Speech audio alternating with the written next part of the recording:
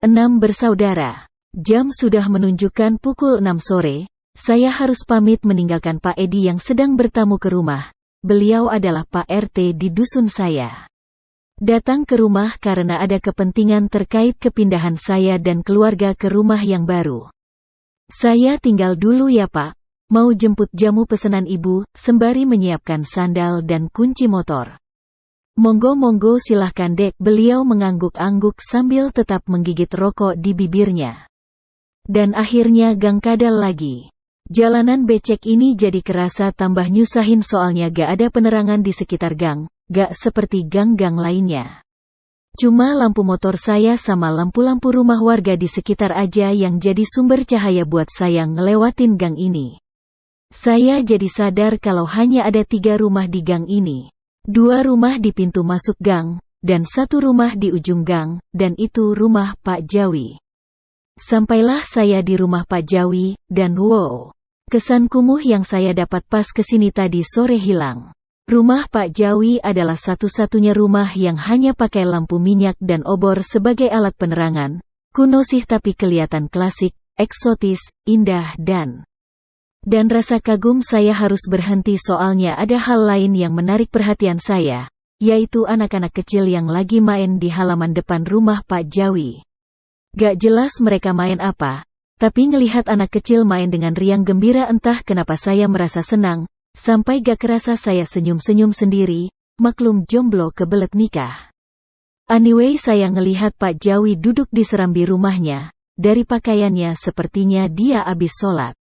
Usai menjawab salam saya, beliau mempersilahkan saya duduk. Belum sempat saya mengingatkan maksud kedatangan saya, Pak Jawi mulai bicara duluan, dan masih dengan bahasa Madura yang halus. Mau jemput jamu pesanan ustadzah ya? Tanya beliau. Wah, Pak Jawi ini sudah sepuh tapi daya ingatnya masih kuat. Penglihatannya juga, padahal di serambi rumahnya bisa dibilang lumayan gelap. Cahaya obor dan lampu minyak gak bisa nerangi semua sudut rumahnya. Tapi beliau masih bisa ngenalin saya. Iya Pak, sudah selesaikah? Tanya saya dengan bahasa Madura yang halus juga. Oh sudah nak, sudah. Pak Jawi beranjak dari kursi plastiknya yang entah kenapa mengkhawatirkan soalnya salah satu kaki kursinya kelihatan mau patah. Beliau menuju lemari yang ada di serambi rumahnya. Tempatnya menyimpan jamu pesanan ibu saya. Pak Jawi menjinjitkan kakinya untuk meraih sebotol jamu di atas lemari. Di sana masih ada 3 botol jamu lagi. Mungkin jamu bikinan Pak Jawi sudah terkenal di kampung ini, makanya banyak yang pesen, pikir saya dalam hati. Rumah di kampung saya mungkin agak sedikit berbeda dengan rumah pada umumnya. Rumah di sini biasanya memiliki serambi atau teras yang tidak ditembok melainkan hanya ditutupi pagar kayu. Biasanya teras ini tempat pemilik rumah menerima tamu. Sedangkan di belakang teras, barulah ada tembok dan pintu, begitu juga rumah Pak Jawi. Hanya saja rumah beliau, temboknya dari bilik bambu dan pintunya dari kain merah lusuh. Ini nak, Pak Jawi menyerahkan jamu pesanan ibu saya. Jamunya berwarna hijau pekat, kelihatan kental banget, dan masih hangat. Saya gak bisa ngebayangin seperti apa rasanya, pasti pahit banget. Tapi ibu saya bilang, jamu ini bisa nyembuhin penyakit ambeyennya. Oh iya nak, saya ambilin kresek dulu di dalam. Kamu pasti kesulitan bawanya. Apalagi jalanannya becek, tawaran Pak Jawi itu membuyarkan lamunan saya soal jamu, spontan saya menjawab. Iya Pak. Kalau gak ngerepotin. Pak Jawi masuk ke dalam rumahnya melalui pintu yang hanya ditutupi oleh kain merah yang bolong-bolong. Sementara saya menunggu beliau, saya alihkan pandangan saya ke anak-anak kecil yang lagi main di halaman rumah Pak Jawi. Suasana malam itu memang sepi dan gelap, tapi suara canda anak-anak ini menghilangkan kesan menyeramkan yang saya dapat di rumah Pak Jawi. Tapi, mulai muncul pertanyaan di benak saya, mereka ini anak siapa? Dan lagian ini sudah bukan jamnya anak-anak main, mayoritas anak kecil di kampung saya jam segini pada ke musolah buat ngaji. Tapi mereka masih asyik main tanpa khawatir emaknya bakal nyariin sambil bawa sandal, sapu, atau apapun yang bisa dipakai buat pentungan. Akhirnya Pak Jawi keluar dari rumahnya. Beliau membantu saya memasukkan jamu ke dalam kresek besar. Saya pun memberikan uang Rp15.000 ke Pak Jawi.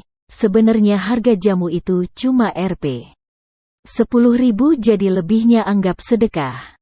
Sebelum pamit pulang saya basa-basi nanya ke Pak Jawi. "Oh iya Pak, ini anak-anak siapa ya? Kok jam segini masih belum pulang? Gak dicariin orang tuanya ya?" Tanya saya sambil mengernyitkan alis karena penasaran. Tapi yang bikin saya lebih mengernyitkan alis lagi, adalah jawaban Pak Jawi. Oh, mereka anak-anak saya," jawab Pak Jawi sambil tersenyum, dan ya, hanya Pak Jawi yang tersenyum sementara saya bengong, kaget dan gak ngangka. Gimana gak kaget? Usia Pak Jawi aja sudah lebih tua dari kakek saya. Tapi usia anak-anak ini malah gak lebih tua dari ponakan saya yang masih SD. Tapi positive thinking aja deh, banyak orang menikah puluhan tahun tapi baru dikaruniai anak. Mungkin Pak Jawi dan istrinya termasuk salah satu dari orang-orang yang kurang beruntung itu. Tapi tunggu, istri. Oh ya, saya belum sempat ketemu sama istri Pak Jawi, bahkan saya gak tahu kalau beliau punya istri dan anak. Setahu saya, Pak Jawi ini tinggal sendirian. Daripada penasaran, akhirnya saya tanya aja. "Oh alah anak-anak Bapak ternyata, pantes sampean kelihatan segar bugar, soalnya kata orang banyak anak berarti banyak rejeki berarti umur panjang." Pak Jawi tertawa mendengar perkataan saya, sebelum akhirnya tawa itu hilang pas saya nanya. "Terus ibunya kemana Pak? Percaya sama saya." Suasana rumah Pak Jawi mendadak mencekam hanya gara-gara satu pertanyaan sepele dari saya. Pak Jawi bukan cuma berhenti tertawa, tapi juga mulai memasang wajah marah. Marah, bukan cuma marah, tapi lebih tepatnya, mengancam. Matanya melotot lurus ke arah mata saya, dan saya merasakan kaki saya sedikit lemas. Saya coba memalingkan wajah ke arah anak-anak Pak Jawi yang sudah tidak terdengar suara canda tawanya, dan benarlah apa yang saya lihat. Anak-anak Pak Jawi semuanya menatap saya kurang lebih sama dengan cara Pak Jawi melotot. Bukan cuma itu saja, cahaya obor yang tergantung di tiap-tiap pohon di halaman rumah Pak Jawi mulai jelas menerangi wajah mereka dan berdirilah bulu kuduk saya. 2 dari 6 orang anak Pak Jawi punya wajah yang gak normal, yang satu perempuan berambut panjang dan menutupi salah satu matanya, tapi kelihatan jelas sekali kalau mulutnya cacat. Mulutnya miring ke samping kiri, tinggi sekali bahkan hampir sejajar pipi. Sedangkan yang satunya laki-laki kurus, botak, mulutnya sih normal tapi mata anak Pak Jawi yang satu ini bagian hitamnya ngacir. Yang kanan miring ke kanan, yang kiri miring ke kiri. Mata seperti itu kelihatan lucu kalau di film-film kartun yang saya tonton, tapi gak malam ini.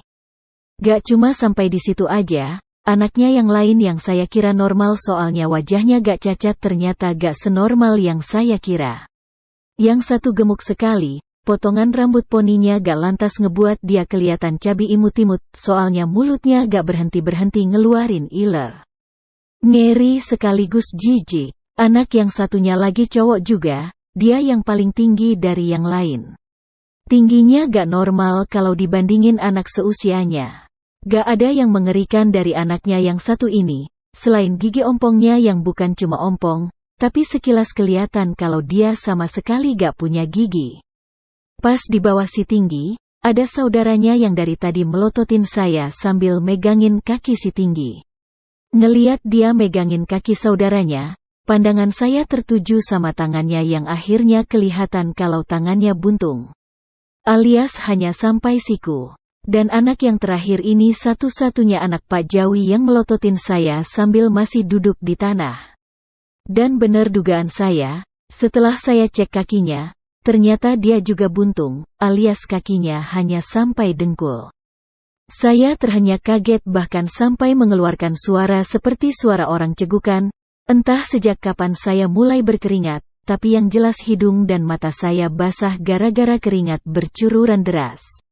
Dan saat saya pikir saya sudah ngelihat yang paling buruk, Tiba-tiba anak-anak Pak Jawi menangis keras sekali. Well, gak ada yang aneh, apalagi menyeramkan dari anak kecil yang lagi nangis, kecuali mereka berenam menangis dalam waktu yang hampir bersamaan. Bahkan seingat saya mereka berenam membuka mulutnya dan menangis dalam waktu yang bersamaan. Gak hanya itu, mereka menangis tanpa memejamkan mata, dan gak setetes pun saya lihat ada air mata yang jatuh. Tangisan mereka lebih seperti teriakan marah, yang seakan-akan mengusir saya pergi dari rumah mereka. Tiba-tiba saya mendengar suara lonceng. Bukan lonceng menara, ataupun lonceng Natal, tapi lebih tepatnya lonceng yang biasa dikalungin di leher sapi.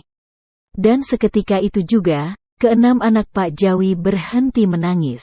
Saya masih syok dengan apa yang saya lihat, tapi kesadaran saya masih utuh, cukup utuh untuk mendengar Pak Jawi menyuruh anak-anaknya masuk ke rumah. Tanpa sepatah kata pun anak-anak Pak Jawi masuk ke rumah dengan perlahan, anaknya yang paling tinggi menggendong saudaranya yang buntung kakinya. Mereka berenam lewat di samping saya, tapi tidak sekalipun menoleh. Saya masih hanyut dengan rasa takut. Sendi-sendi saya terasa basah karena keringat. Pak Jawi berusaha menyadarkan saya dengan menyodorkan tas plastik berisi jamu. Beliau kembali tersenyum ramah, dan memberikan isyarat pada saya untuk segera pulang.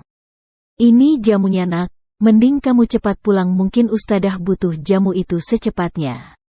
Saya gak sempat menjawab pertanyaan Pak Jawi, karena setelah mengambil jamu itu saya langsung berlari ke arah motor saya. Setidaknya itu yang ada di pikiran saya, padahal nyatanya saya hanya berjalan pelan sekali. Kaki saya terasa berat, sampai gak bisa berjalan normal apalagi berlari seperti yang otak saya perintahkan. Cukup gang kadal untuk malam ini, sesampainya di rumah, saya menuju kamar dan tertidur atau mungkin pingsan. Entahlah yang jelas setelah itu saya tidak sadarkan diri.